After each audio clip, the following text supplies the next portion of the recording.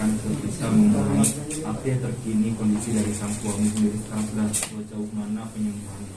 Alhamdulillah, yang penting alhamdulillahnya Mas Bukti udah sadar, udah bisa bercanda, udah bisa ngobrol ya. Tapi itu sekarang hari ini dibatasi karena Mas Indra kayaknya Mas Bukti ini yang masya Allahnya dia walaupun lagi kondisi tidak sadar ini karena dia harusnya nih banyak banget pekerjaan gitu. Jadi dia tuh agak bisa dibilangin karena dia masih masa pemulihan dan recovery.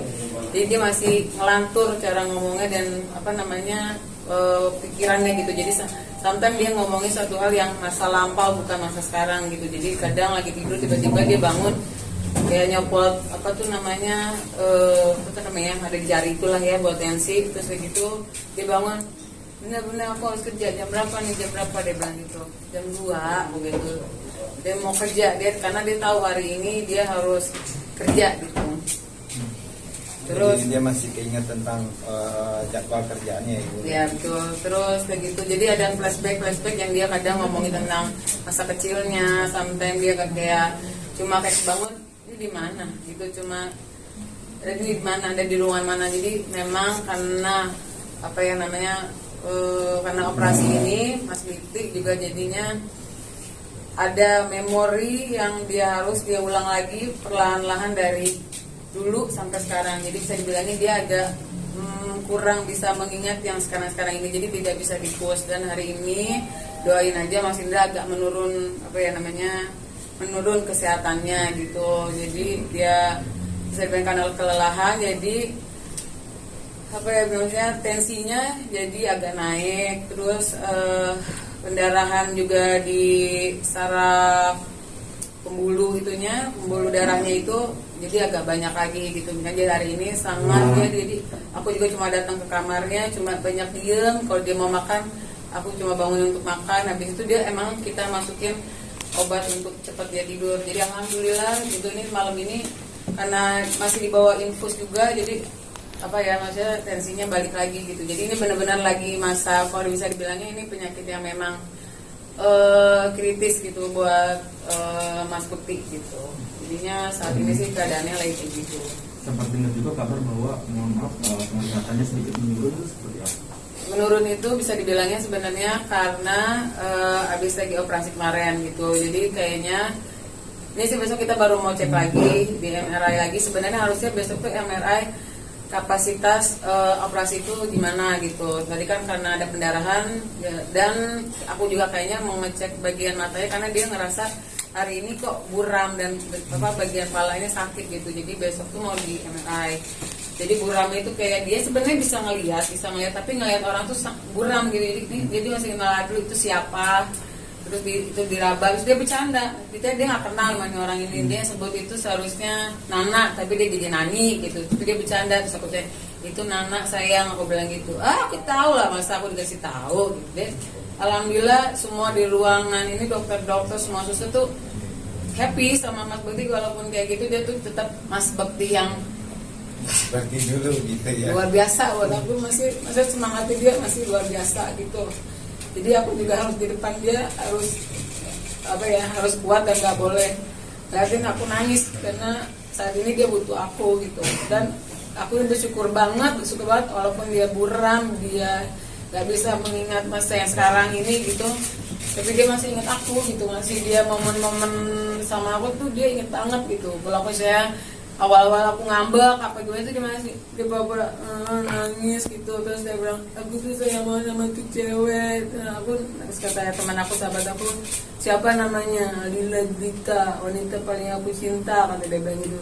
Terus buat aku itu aku bersyukur banget karena yang lainnya mereka masih meraba-raba gitu ya. Alhamdulillah, makanya aku berusaha banget. Kenapa aku juga tidak mau memposkan wajah suami aku karena memang bukan untuk saat ini gitu, karena keadaannya juga masih kritis dan aku nggak sanggup aja untuk ngeliat pos suami aku. Jadi aku cuma ngupdatein keadaan dia tuh lewat tangan sometimes gitu. Nanti kalau memang gitu nanti aku mungkin aku bisa kasih cuma suara-suara dia yang bisa memperlihatkan kalau dia tuh kalau untuk suara semangatnya tuh masih luar biasa. Cuma sekarang ini dokter pun bilang Mas Bekti itu semangatnya luar biasa. Sampai tadi itu tensi dia sempat naik juga karena sakit kepalanya itu. Dia slow banget tuh, yang kayak jangan pusing dong, minta obat dong gitu. Jadi itu buat dia, tapi buat para keluarganya ini tolong dijaga banget, kata dia bilang gitu. Jadi aku cuma ngarepin dia, kenapa Bun? Oke, aku bilang gitu. Tapi kita keluarga tetap harus menjaga informasi-informasi yang ada dari dokter gitu. Cuman kalau untuk sensorik dan motorik ini udah Alhamdulillah, bersyukurillah. Kalau untuk dari tangan, kaki, semua tuh sampai dokter, ayo coba tangannya, ayo kayak tendangannya, semua sampai kan kita sampai dicek jantung semua gitu, semua alhamdulillah. Karena tuh masalahnya cuma dia ngerasa pusing banget palanya, terus palanya sama mata sih dia masih aku worritin gitu. Jadi itu yang masih, karena palanya itu sakit karena dia masih ngeluarin darah gitu. Karena dia tuh kalau ngomong saking antusiasnya itu yang bikin dia juga tensi agak naik gitu. Karena dia ngomong tuh sambil mikir, tidur aja bisa-bisa kebangun kaget cuma ngomongin hal nggak penting, bukan nggak penting Bu. Jadi kadang ngomongin tentang kerjaan kaget gitu. Aku harus kerja nih Bu, di mana nih? Udah jam 3 nih, aku bilang gitu. Jadi ada yang kayak gitu. Jadi otak dia, kata si dokter, Pak Bekti tolong kalau lagi tidur, lagi ngomong jangan sampai mikir, santai gitu. Jadi ya aku cuma saat ini samping Mas Bekti cuma kayak udah nemenin dia cerita, aku bener gitu. Aku nggak mau terlalu antusias dia cerita gitu, karena aku mau dia cepet recovery gitu. Kalau untuk sebelumnya kan bilang juga bahwa sempat ada riwayat sering pusing, mungkin Mbak Dila sempat tahu dan seperti bawa ke rumah sakit kah dengan penyakit pusingnya dari Mas Bekti sendiri atau seperti apa? Udah, sebelum ini kejadiannya dia sempat pusing-pusing gitu. Terus karena ini dibilang berawal tuh dari dia kerjaan ini malam, paginya dia harus siaran, tidurnya sangat kurang buat aku, dia cuma 2 jam 3 jam. Terus ada sometimes dia pernah nerima kerjaan dari pagi lagi dia harus berangkat, jadi dia tidak tidur pagi, dia harus ngejar lagi siaran. Jadi saat itu udah mulai tuh kepala dia pusing banget. Aduh, yang dia tuh dulu tuh sebenarnya bisa nahan banget pusing gitu. Terus kok dia sampai kayak sakit banget ya, sampai dia katanya mau pingsan.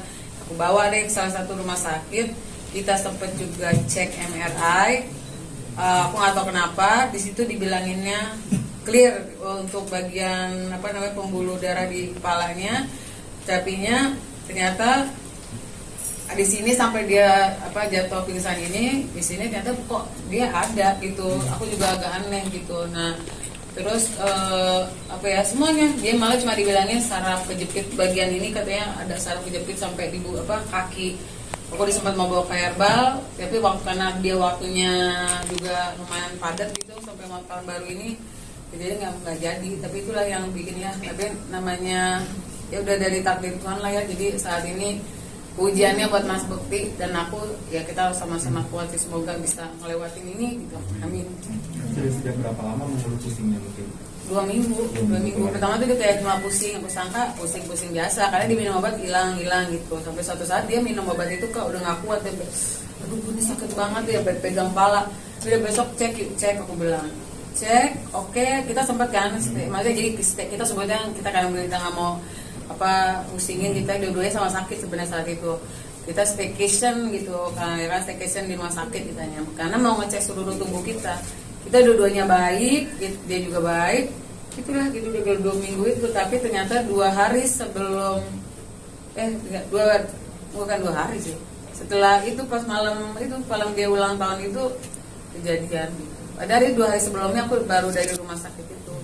Pak, cuman kan tensi Kak Bekti sendiri kan naik turunnya dari kemarin katanya gitu. Mungkin kalau memang hingga esok hari tetap naik turun itu, dokter akan ada tindakan apa? Ya sih, kalau tensi dia tetap naik ini, sekarang hari ini dia masih infus kan. Dokter cuma bilang ini kita lagi mau usaha dia tanpa infusan. Karena kan kita mau realitinya mau menurunkan darah yang ada di kepala dia sama tensinya tetap stabil gitu. Jadi kayak dia berharap kalau memang besok belum juga, kita tetap ada namanya MRI buat ngecek mata sama kepalanya. Kenapa? Untuk melihat kapasitas maksudnya pendarahan di kepalanya ini berkurang atau bertambah. Semoga ya, mohon doanya semoga besok Mas Bekti amat berkurang gitu, matanya tidak ada apa-apa gitu.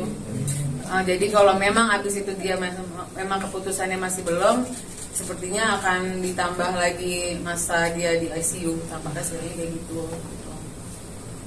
Mbak yang bikin Mbak tegar tidak seperti ini saat mau pulang ke rumah aku ini suami setiap waktu.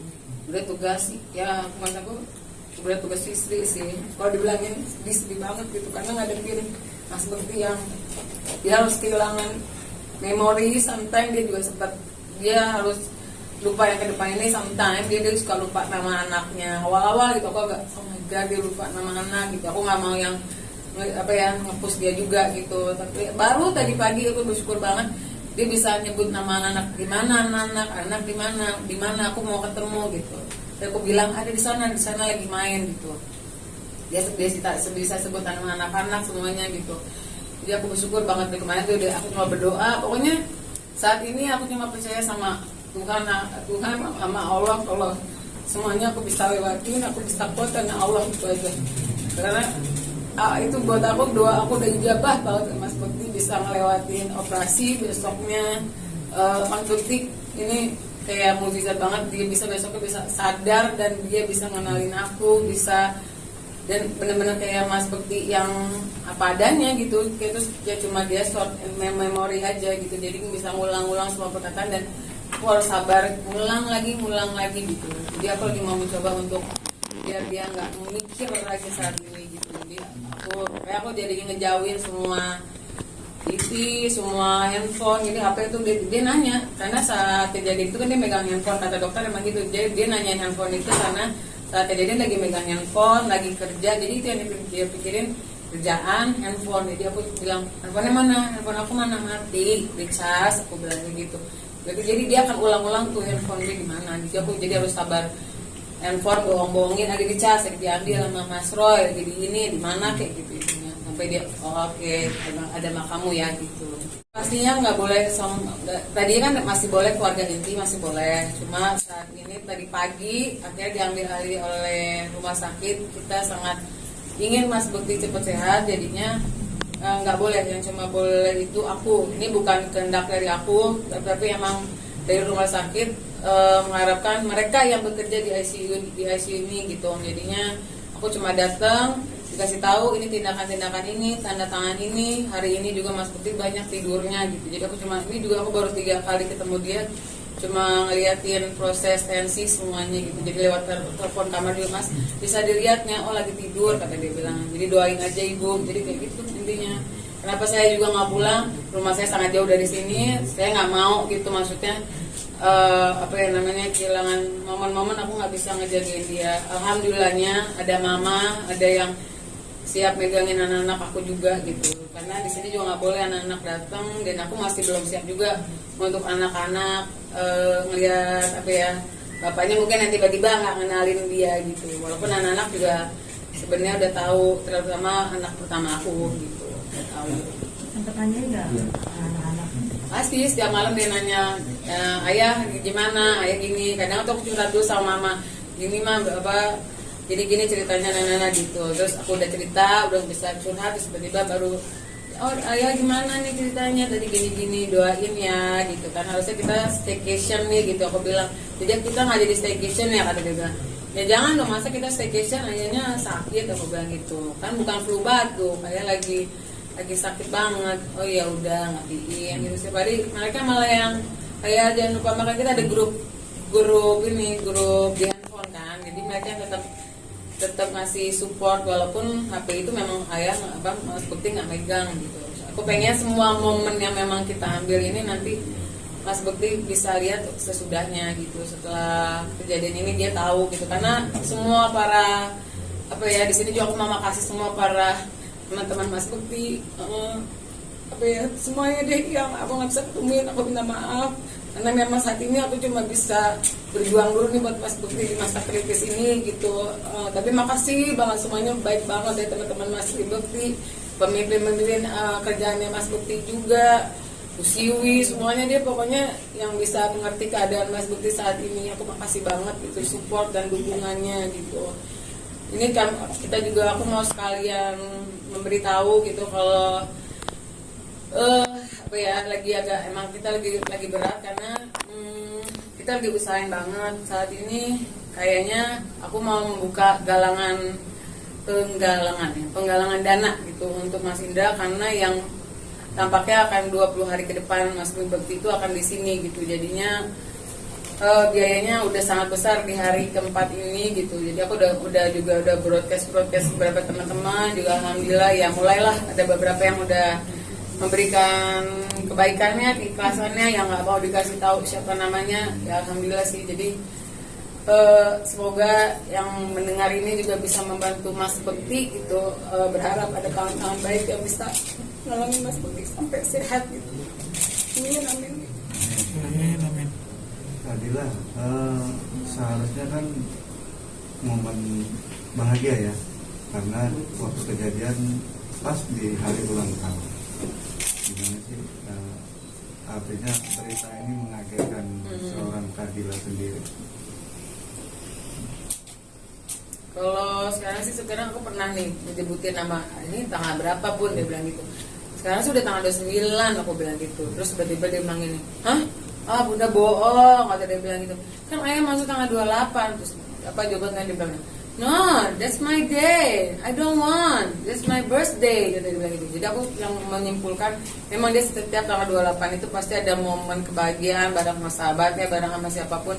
Jadi aku nganggapnya, oh dia nggak mau nih hari kejadian itu. Jadi aku tanya, ayah maunya tanggal berapa? Aku bilang gitu, tanggal 4, dia bilang gitu. Oke, tanggal 4. Jadi dia nggak pernah mau nyebutin tanggal itu di tanggal 28. Sebenarnya ada teman kita yang datang juga nyebutin, besok kamu lo tahun baruan sama gue lo tanggal 30.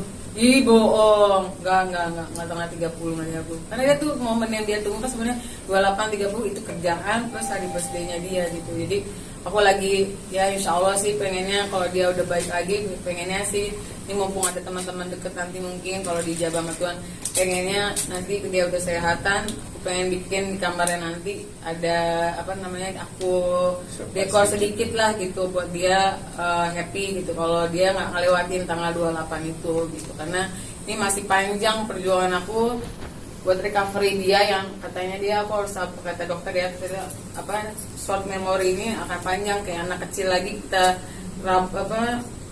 memori dia yang dari kecil sampai sekarang gitu, karena dia masih ingat gitu sih saat ini. Tadi lo sempat ngebatasin waktu jam kerjanya Kak Bakti nggak? Oh, 2 jam, 3 saya jam. kalau sebelum kejadian ini sih susah banget ya, saya udah kayak berbusa mulut saya gitu juga. Ya nggak tahu juga emang rezekinya saat itu memang datangnya segitu, tapi aku kadang yang coba yang udah dong cepet pulang, aku bilang gitu. Kalau kadang di pertengahan itu dia ada meeting waktu kosong, tetap dia pakai dulu meeting, aku harus ketemu orang meeting itu harus ketemu aku, itu yang susah. Aku sampai beberapa bulan ini aku berantem sama dia tuh jadi kayak cuma masalah yuk pulang ke rumah, lo cuma ada waktu nih bikin 6 jam pulang dulu istirahat berangkat lagi terserah. Tapi itu Mas Budi sangat keras kepala gitu. Jadinya untuk saat ini semoga Mas Bakti waktu nanti udah sehat mengerti kalau kesehatan dia ini sangat luar biasa gitu. Jadi ini juga udah riskan banget buat dia, jadi aku berharap juga dia sehat dan dia bisa belajar lah dari ini. Jadi dan aku kayaknya juga yang akan menentang dia kerja malam gitu. Jadi dia harus ada momen istirahat, bukannya aku belagu banyak duit, bukan, karena kesehatan nomor 1 dan nyawa dia buat dia aku paling penting gitu saat ini.